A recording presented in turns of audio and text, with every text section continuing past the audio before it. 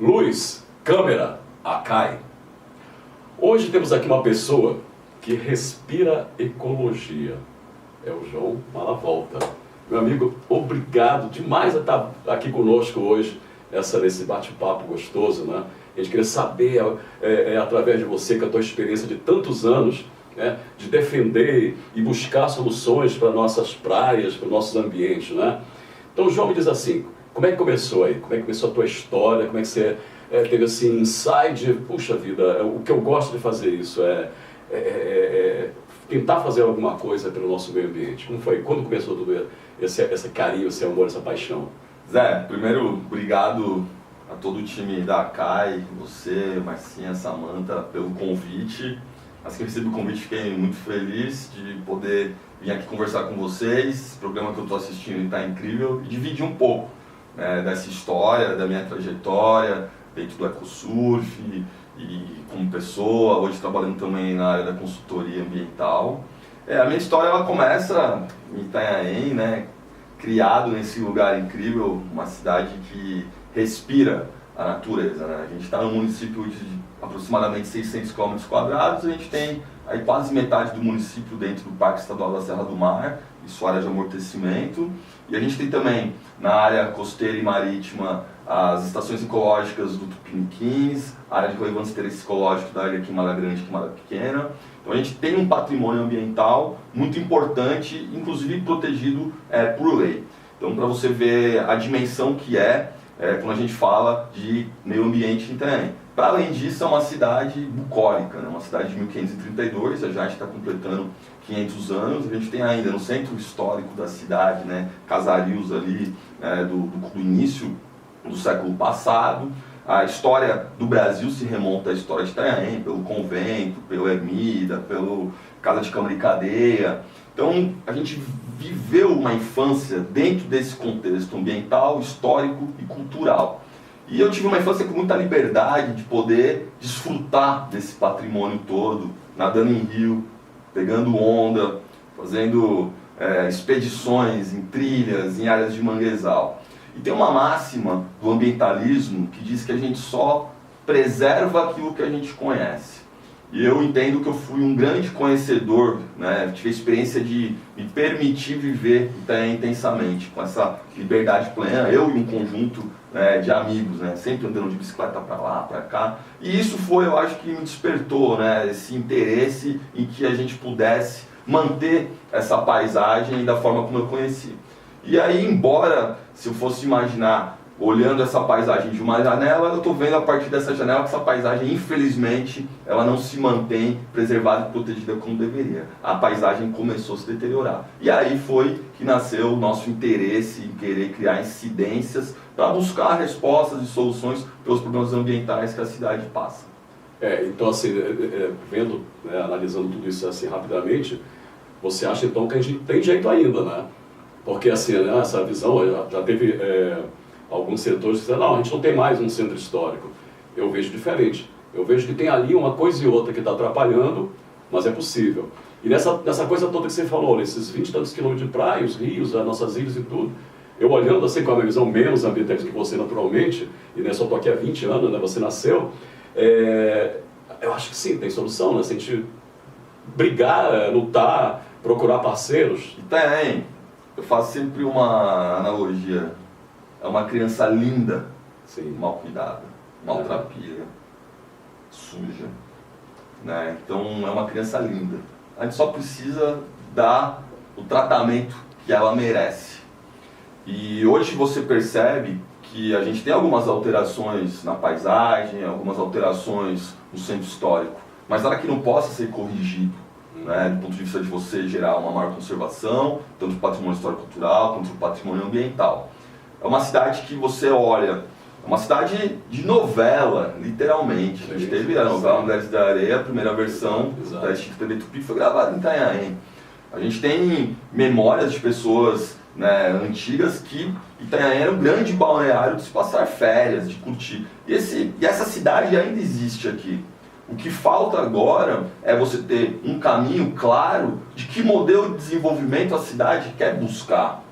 Porque se você olhar do ponto de vista de uma economia voltada para o turismo, para o ecoturismo, para a visitação, para o veranismo, que já foi algo muito forte na cidade, essa vocação é natural, né, do município de Itanhaém. Porém, ainda não se criou um planejamento estratégico para que retome isso com qualidade, com velocidade e que a partir disso se gere desenvolvimento de emprego e renda dessa indústria 2.0, que é uma indústria limpa. Eu estava vendo outro dia que Paris recebe por ano 38 milhões de visitantes e o Brasil recebe 8 milhões no país inteiro. A gente está falando de uma cidade do mundo que recebe 38 milhões, e está falando de um país que recebe 8 milhões. Então tem muito o que fazer se tratando de Brasil, e ao mesmo tempo quando a gente olha para Itanhaém com todo esse potencial, que ainda não está colocado no centro da discussão como um motriz de desenvolvimento econômico, a gente vê que a cidade perde, né? Então tudo é uma questão de escolha.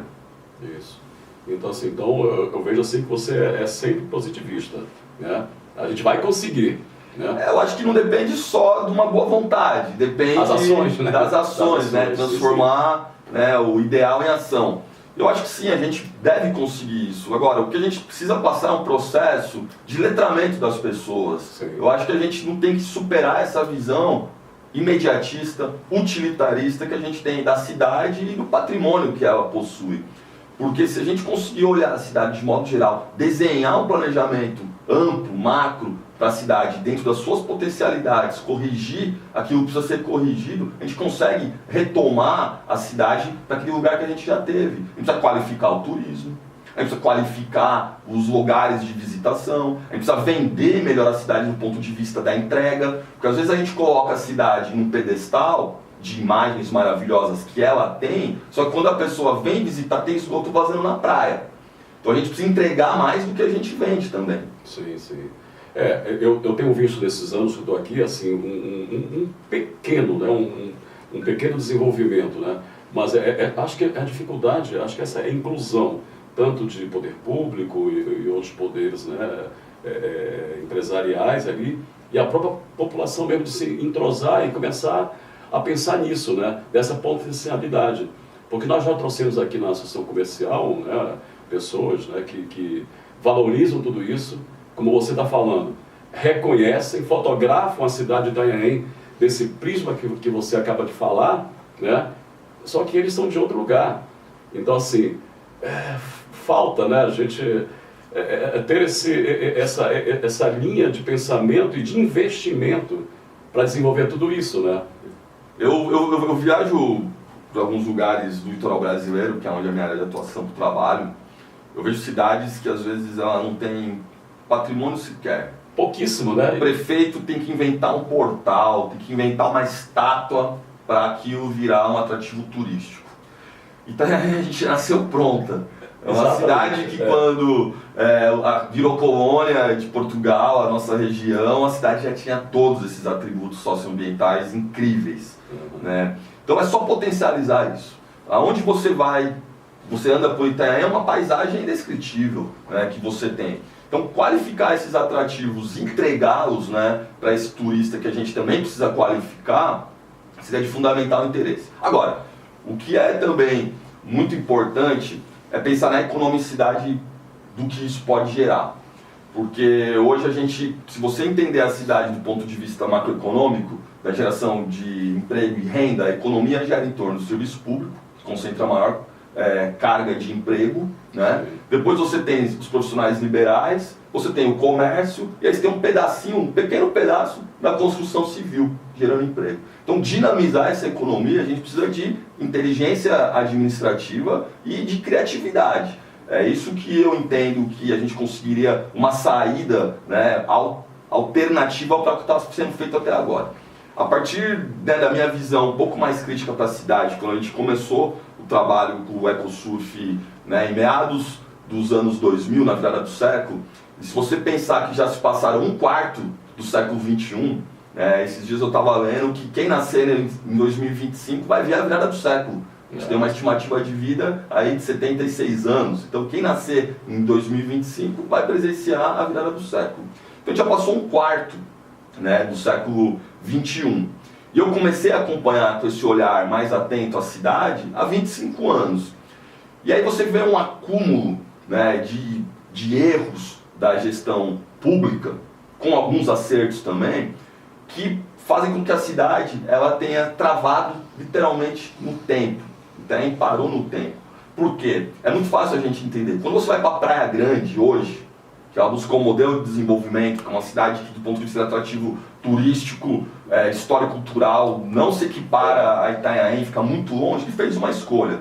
Fez uma escolha de fazer verticalizou a cidade, que era uma cidade conhecida como uma cidade que tinha aquele visitante que não era bem quisto, que era a cidade dos chamados farofeiros. Você vê imagens assim que às vezes ficam na internet de Ocean, que é um lugar que tinha muitos prédios de 3 andares, pequenos condomínios que reuniam milhares de pessoas na alta temporada, aquela praia forrada de carro, pessoas. E Itanhaém naquela época era a cidade que não, era a cidade que você tinha artistas, né, que você tinha os veranistas que vinham aqui passar alta temporada, férias de 30 dias no verão, férias de 30 dias no inverno. Hoje, Praia Grande, ela conseguiu melhorar a infraestrutura da cidade com essa escolha. Essa escolha permitiu talvez um desenvolvimento econômico, mas por vezes o problema não é dinheiro, por vezes é gestão, por vezes você está errando colocando o dinheiro no lugar errado.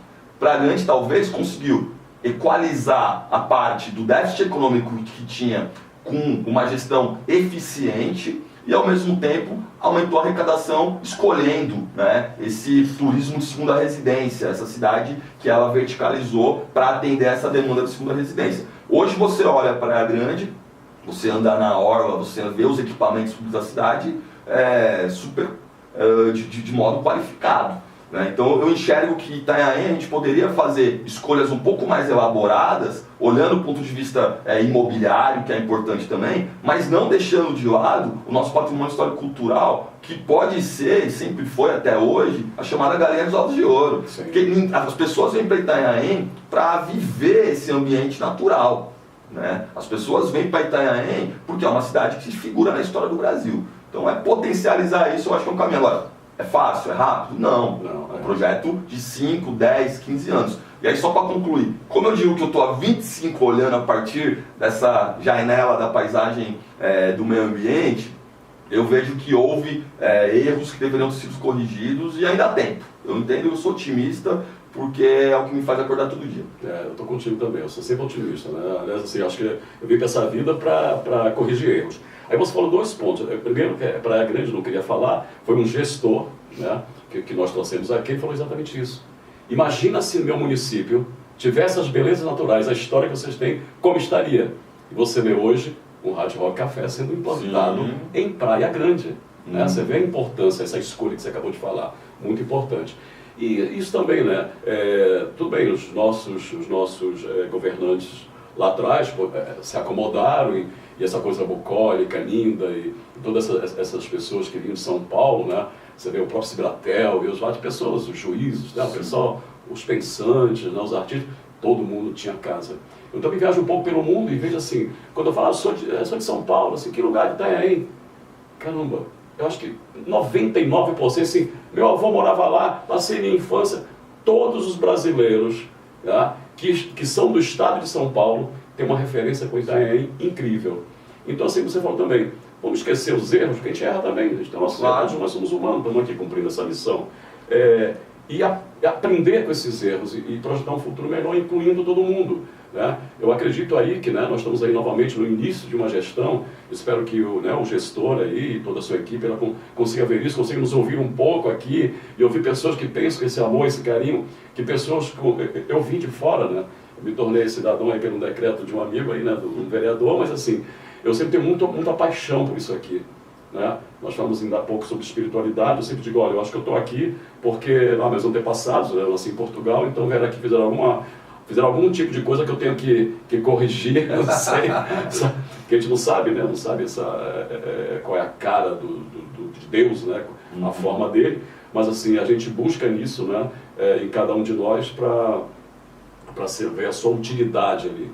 Então assim, hoje aqui eu tenho esse presente de estar aqui na gestão da ACAI, né? E tendo contato com pessoas maravilhosas que nem você, né? Porque me lembro assim, eu participei lá em Santos, né, do LID, né, dos oceanos, caramba, e foi assim, rastreamos todo o litoral brasileiro, né, e ver as coisas todas que acontecem, né, Nordeste principalmente, ele avançou ao mar, não é? De uma forma assim que não deveria, mas eu recentemente passei ali pelo Nordeste e vi o mar pegando de volta. Toma! Aqui em 2006 a gente teve um caso, assim, hoje, se a gente for falar da questão ambiental, macro questão ambiental, a gente está vivendo 3 crises ambientais que são as mais gravíssimas já documentadas na história, com evidências claríssimas, que é o aquecimento global, causado pela interferência humana, que de fato intensificou os efeitos do aquecimento global, a crise da poluição, e aí poluição difusa, e o plástico está entre essa poluição, e a perda de biodiversidade. Tem espécies que nem foram descobertas ainda que a gente não vai conhecer, porque por conta do desequilíbrio ecológico elas já estão sendo extintas, né? Existe uma autoextinção acontecendo a partir desse desequilíbrio causado pela interferência humana.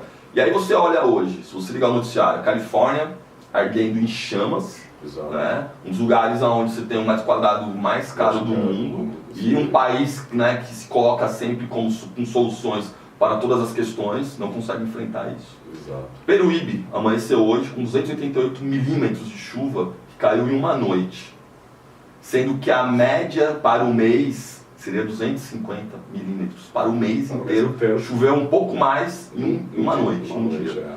Então a gente já está claro isso. Sim. E o nosso desafio hoje é a gente reorganizar a nossa zona de costa. Em 2006, o Praião, aqui é a praia onde fica a sede da associação comercial, sofreu uma ressaca que arrancou coqueiro, partiu quiosque ao meio com trinca, tinha uma casa do posto de bombeiros, foi levada pela maré. Então assim, foi uma ressaca insana. Isso estou falando há quase 20 anos atrás. E aí a gente olha o que as cidades estão olhando para isso e como estão se preparando. E o ponto grave e crítico disso, que quem sofre primeiro são os mais pobres.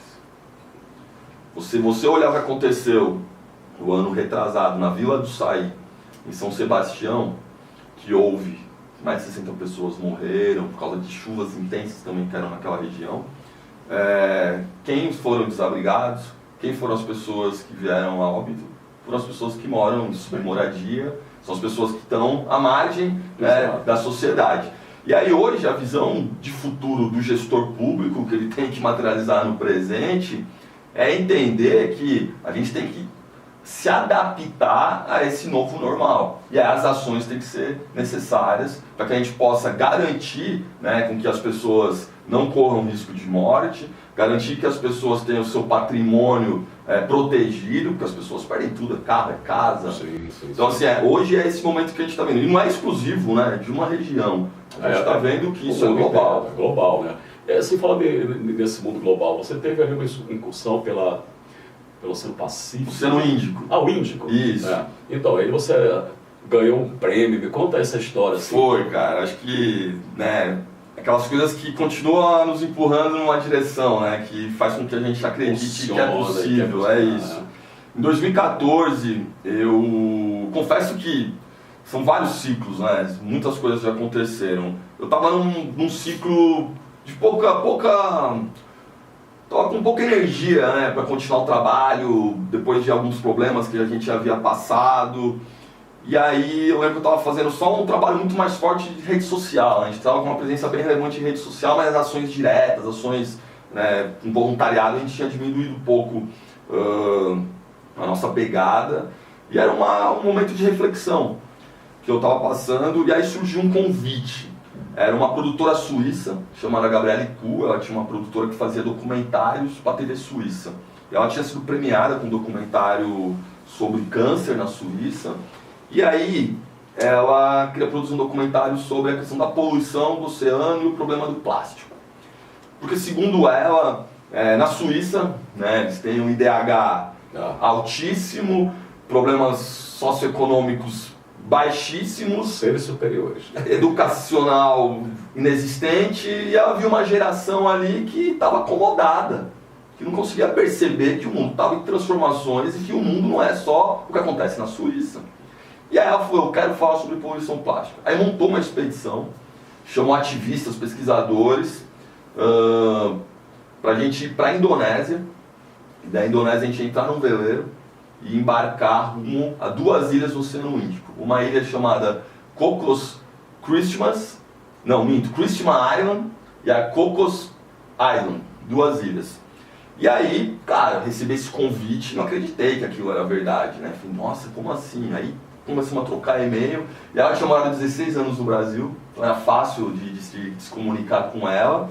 E aí, cara, fechei todas as questões, fui atrás de visto, depois ia ter que ir para a Austrália, remitir passaporte, e quando eu vi eu estava dentro de um avião, indo para Dubai, de Dubai eu estava indo para a Indonésia. Na Indonésia eu não fiquei nem 10 horas, cheguei lá, já fui pro pier, embarquei no veleiro e aí começou a expedição, 21 dias no mar, até chegar a essa ilha no meio do Índico.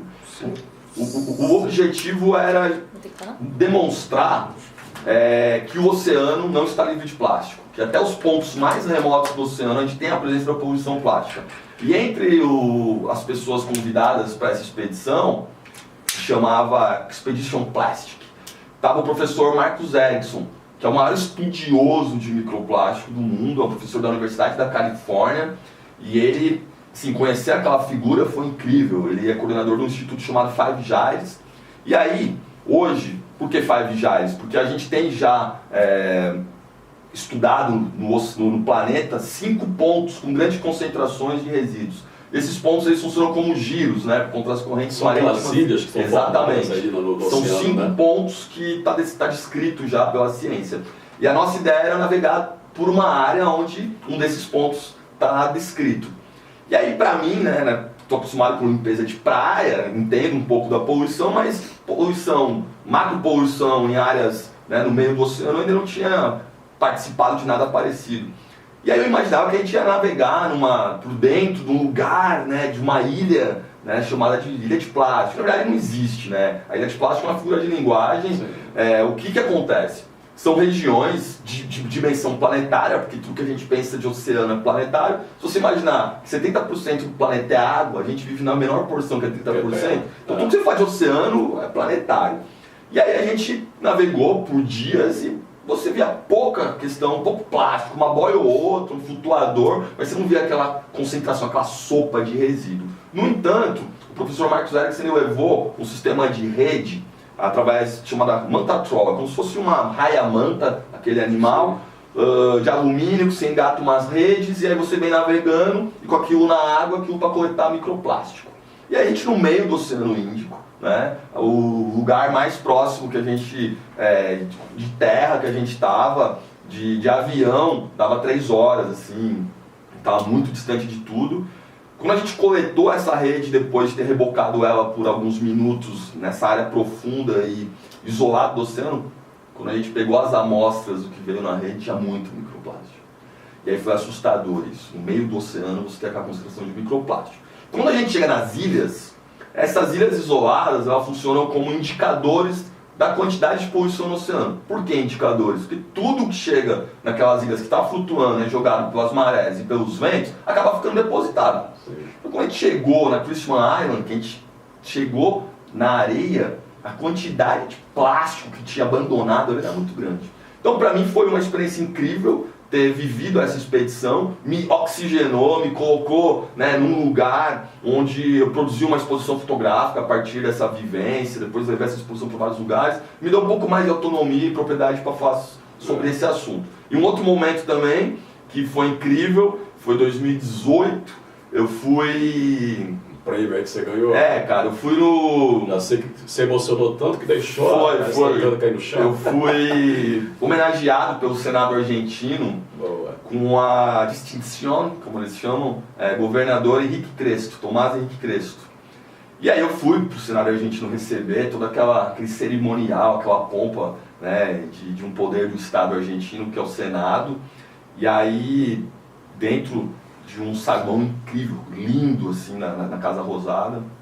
E aí fui chamado para receber, e aí estava a transmissão ao vivo, bastante gente, aplausos. E aí eu fui lá, cumprimentei toda a mesa, né, os senadores, a família do Henrique Tomás Cresto, que estava ali representadas, que ele já é uma pessoa afinada. E aí recebi um certificado, um diploma da homenagem e um busto. E aí no que, antes de eu ser homenageado, vi outras pessoas que também foram homenageadas, elas tiraram uma foto com o busto. E aí no que eu peguei e fui lá, certificado, tirar a foto, eu segurei o busto caiu no chão, quebrou. Isso tá no YouTube, quebrou. Cara, eu fiquei assim, estacionei, né? O meu tempo parou, o sentimento de vergonha, o sentimento de humor, né? Foi cômico o que aconteceu. E aí já rapidamente já veio o cerimonial, já pegou, aí tirou a foto, já tinha um reserva ali, eu levei, mas no YouTube você olha isso, você dá muita risada, porque assim, a cara que as pessoas fizeram, não acredito. E aí eu brinco, né, quando eu fui indicado a esse prêmio, a essa homenagem, na verdade, falaram assim, ó, vai lá e quebra tudo. Eu cumpri. Boa, gostei. Ô João, então assim, ó, você é uma pessoa importantíssima, né, você vê o teu olhar, né, para a dificuldade, você vê que muitos governos não estão dando atenção, né? Que os mares estão subindo, também nessa lide que eu participei, eu acho que já subiu 30 centímetros e tem aí uma previsão de 10, né? 10 metros daqui aos próximos, acho que 50 anos, alguma coisa assim, né? Aí trilhões, né, de dólares terão que ser investidos para segurar essa água, né? Então a gente espera aí que de alguma coisa, né, o próprio planeta se auto-renove, não sei, né? Porque a gente é sonhador, né? Tem que sonhar. Porque, né, muitas vezes assim, não, as calotas estão desabando e outros sentindo, não está tendo uma reforma, estamos vendo um vulcão aí que está em erupção, né? Nós temos ali na Fenda de San Andreas, lá na Califórnia, nós temos também o grande terremoto de Lisboa, caramba, que foi terrível, né? Então a gente vê catástrofes que podem ser, né? Elas estão ali, segundo aí, né, as pesquisas, os estudos, elas voltarão, a gente não sabe quando, né? Então isso é uma coisa que sempre uma ameaça assim desse universo gigantesco, e a gente acha que é tudo no universo, né? E não somos nada, né? A gente começou aqui na escada falando sobre, né, o nosso papel, eu disse que a gente vive pouco. Então se você imaginar que o ser humano, como a gente conhece, está há 100 mil anos, né, nessa conformação, buscando relações sociais a partir, né, australopithecus, etc. Só que o planeta tem bilhões de anos. Se você te imaginar, a gente chegou, você pegar uma régua de 30 centímetros, a gente é a metade da metade de 1 centímetro. A gente está a 1 milímetro. Só que a gente já vive os problemas gerados por nós mesmos. Uma frase que eu acho incrível é o seguinte: a gente tem que começar a tratar o planeta como se estivéssemos dispostos a ficar por aqui. Exatamente. Agora tem uma passagem também que a gente naquela conversa, né, aquela garotinha que, né, naquela limpeza que vocês fazem muito, que faz limpeza de praias, né, e que ela encontrou uma boneca enterrada. Eu achei interessante o que você falou, né? Ela virou para você e falou assim, caramba, se não tiver mais brinquedos, né? Com que as crianças brincarão, né? A visão dela, né? Você vê de uma criança, né? A pureza, né? Ela não tem filtro, né? A criança não tem filtro, fala o que pensa e às vezes a gente fica constrangido com a verdade da criança. Porque eu acho que é essa pureza que a gente deveria resgatar em nós, né? Porque tem um discurso muito icônico da Eco 92, que foi a maior conferência feita no Rio de Janeiro e do mundo sobre questões ambientais, que teve uma ativista estudante chamada Severn Suzuki, canadense, que ela tem um discurso, quem procurar no YouTube, Severn Suzuki, Eco 92, vai achar esse discurso. Em linhas gerais ela traz o seguinte, falando para os chefes de estados que estavam naquela plenária. Ela diz que quando o adulto fala com uma criança, ele fala para a criança não mentir, cooperar, cuidar dos amigos, ser educada. Só que quando a pessoa se transforma em adulto, ela não pratica mais isso. Pois deixa morrer essa criança, né? Exatamente, então a gente tem que resgatar essa criança. João, a gente vai ter outros podcasts aí, você vai falar num assunto que é maravilhoso. Né? Aproveitando, eu trouxe um presente aqui, que representa também nossa questão de diminuir o consumo de descartáveis, são squeeze da EcoSurf. Bacana, né? Bacana assim, ganhar um presente assim de vocês. Obrigado, João. Eu que agradeço pela tua presença. Conta com a gente aí. Bacana. É isso aí, gente. Olha só, a gente tem, né, aqui na nossa cidade pessoas que estão pensando em outros setores que muitas vezes, como o João falou, né, a gente deixa morrer. Eu sempre assim, com a minha idade também, eu não posso morrer nunca, deixar morrer tudo aquilo, está tudo acumulado aqui dentro, né? Então essa criança, por isso eu brinco muito, quebro protocolos, né? E recebo todo mundo com muito carinho, porque isso faz parte de ser um ser vivo, né? E eu digo assim também, você falou assim, nós somos tão pequenos nesse universo, uma coisa que eu detesto, filme de invasores extraterrestres, né? Sem querer acabar com a gente. Cara, me dá uma raiva, eu acho assim, é alguma coisa que eu estou ligado lá, não, eles vêm para nos ajudar, para nos salvar. Então tudo isso, né? Que a gente seja salvo com as nossas atitudes, né? Com esse olhar infantil que o João acabou de falar. Beijão, até a próxima!